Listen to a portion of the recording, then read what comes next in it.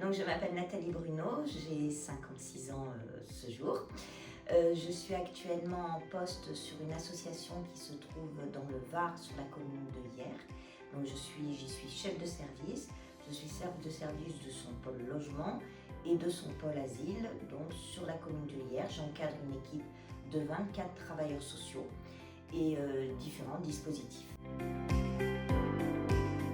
Alors, ce qui m'a amené à me former aujourd'hui, c'est que je suis donc en poste de chef de service depuis maintenant plus de 14 ans. Et donc, je pense que j'ai fait le tour de ces missions, mais j'avais un petit peu justement envie d'évoluer en étant régulièrement en copil avec les directeurs. J'avais envie un petit peu de passer de ce cadre opérationnel un petit peu à la dimension stratégique et de pouvoir participer à l'avenir de l'association et aux prises de décision. J'étais professeure de danse dans une petite ville de Seine-et-Marne, puisque j'étais partie pour mes études sur la région parisienne, et donc j'y ai ouvert une école de danse.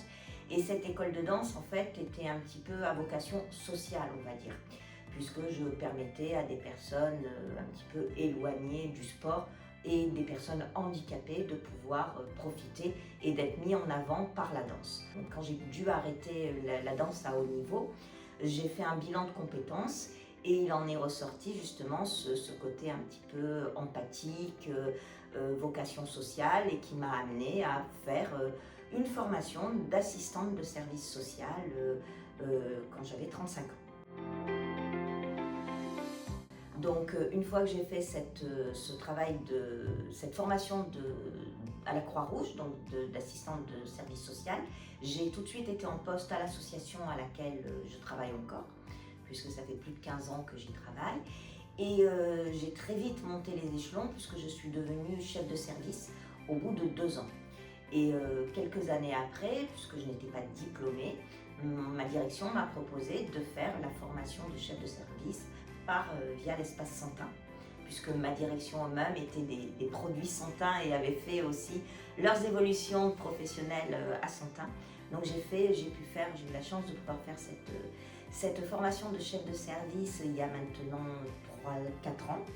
Et voilà, et maintenant j'ai eu envie aussi de poursuivre. Et c'est pour ça que cette année, il y a tout juste un an, j'ai commencé le DEMS aussi au niveau de l'espace Santin.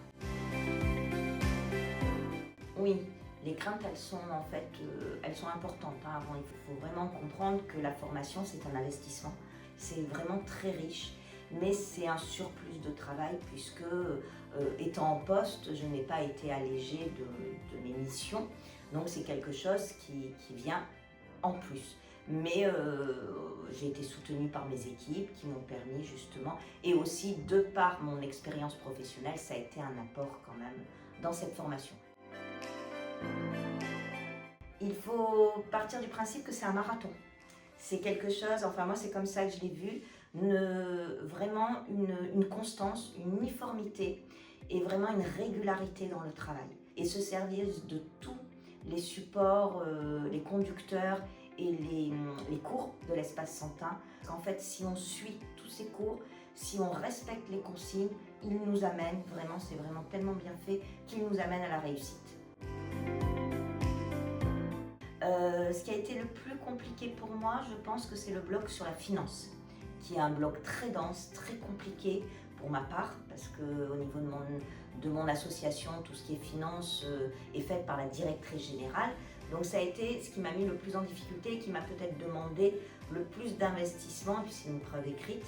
Mais sinon, après, voilà, le mémoire, l'oral du mémoire, parce que l'écrit est quelque chose qui se fait progressivement, et comme je l'ai dit, par régularité, c'est-à-dire qu'il faut vraiment y aller régulièrement et ne pas s'y prendre au dernier moment pour travailler sur ce mémoire.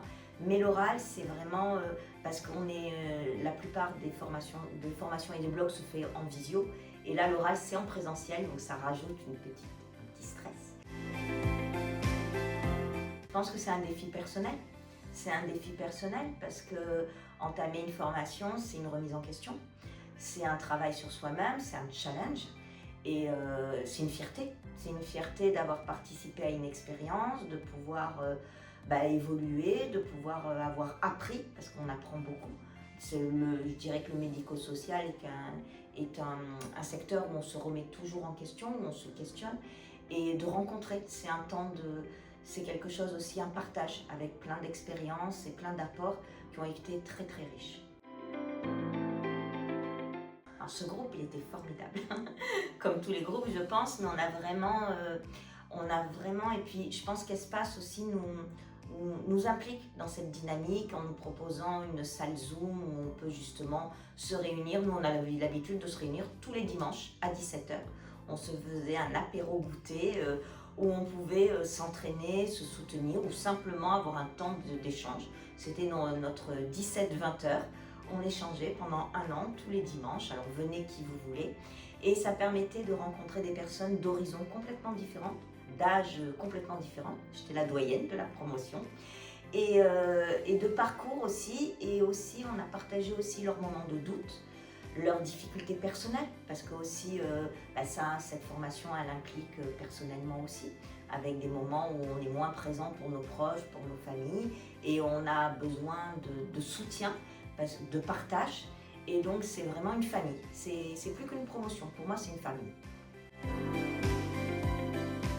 Il est important et il est très très présent, aussi bien de par les formateurs, qui à chacun nous ont laissé leur mail et on a pu échanger vraiment en dehors des temps de formation s'il y avait besoin.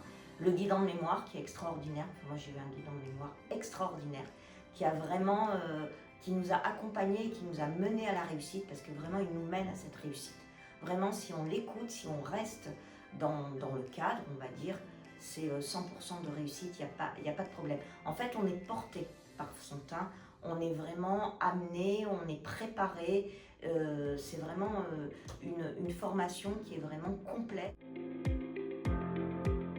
La formation de directeur, avant tout, au-delà de ces apports, je veux dire, de cours, etc., on nous met dans une posture de dirigeant, on nous amène à nous élever en fait, à passer un petit peu dans cette dimension stratégique. C'est très bien fait parce qu'on s'en rend compte petit à petit au cours de l'année qu'en fait, en application dans notre exercice de tous les jours auprès des équipes, on a une posture qui change. On regarde les choses différemment et on les amène différemment. Et c'est ça qui a vraiment fait évoluer la posture professionnelle. Oui, il a beaucoup évolué mon regard sur le management. Vraiment, et ça c'est aussi un apport de la formation, puisqu'on a des cours justement sur le management, mais on ne nous donne pas, en fait c'est vraiment ça, on ne nous donne pas un cours et un conducteur en disant le management c'est ça et ça ne doit pas être autrement. Non, on nous apporte des outils, on nous explique les différents managements et après on nous explique comment les utiliser, comment les utiliser auprès des équipes et les adapter en fonction des situations et des personnes, des collaborateurs en fait. Et c'est ça la plus-value, c'est comment faire d'un outil l'approprier dans notre vie de tous les jours et dans notre travail. Ben oui, de devenir directrice, bien sûr, je vais rester avant tout dans mon association, parce que c'est une association dans laquelle je suis depuis plus de 15 ans, pour laquelle je partage des valeurs et l'objectif et la stratégie de cette association. J'ai un bon travail collaboratif avec les directeurs en poste et il va y avoir plusieurs départs à la retraite d'ici peu de temps. Et en effet, on va pouvoir tranquillement et de manière sereine pouvoir justement travailler cette fluidité. Ça sera rassurant pour les équipes justement de voir cette continuité de valorisation en interne des compétences. Alors au départ, quand on commence, on se questionne beaucoup. Qu'est-ce que je fais là? Mon Dieu, ça va être terrible. Beaucoup de questions. Et puis petit à petit, on se pose, on réfléchit. La légitimité, elle vient la légitimité, elle vient des équipes et des pairs aussi. Je pense qu'aujourd'hui, mon oral s'est très très bien passé. Ça a été un temps d'échange plus qu'un oral. Et ça, je pense que c'est la plus belle des récompenses de pouvoir échanger presque d'égal à égal avec des professionnels, des anciens directeurs, plus en fait que de se retrouver face à un jury. Aujourd'hui, j'ai pas eu l'impression d'être face à un jury, j'ai eu l'impression d'être dans une discussion avec des collègues. Laissez-vous guider, laissez-vous porter, c'est surtout ça.